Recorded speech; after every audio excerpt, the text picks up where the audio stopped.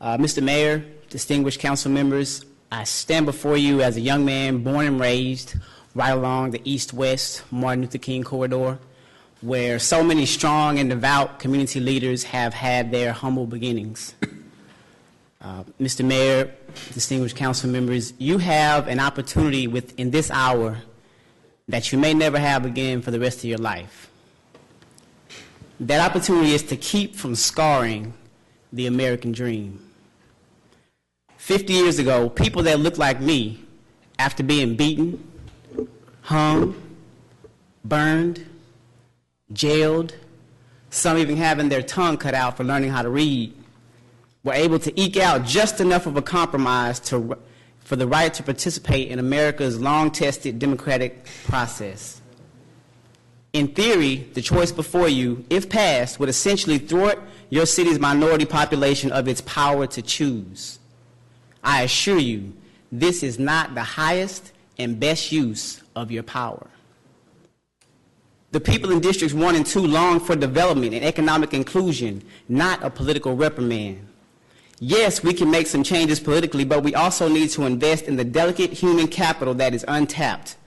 There is a latent demand for economic development programming like tax allocation districts, enterprise zones, business incubators in the areas of Bryan that we're considering.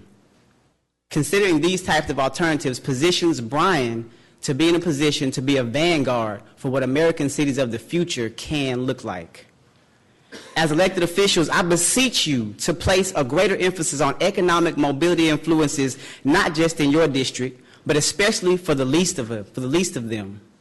The areas of our city where the undereducated, underemployed, and underserved live, work, and play. Stripping the sole power of citizens in Districts 1 and 2 to elect the face, the voice, the agenda for what they see as the future of this city that we all love is not the way to solve this problem. I resolve that the economic base of Districts 3, 4, and 5 cannot be what it ought to be until the economic base of Districts 1 and 2 is what it ought to be.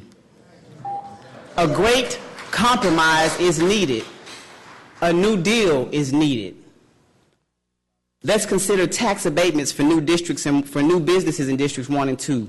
Let's invest in voter educational programming in these districts. Have we considered all alternative options, including a special committee to present recommendations on issues that get to our now infamous 5-2 voter block?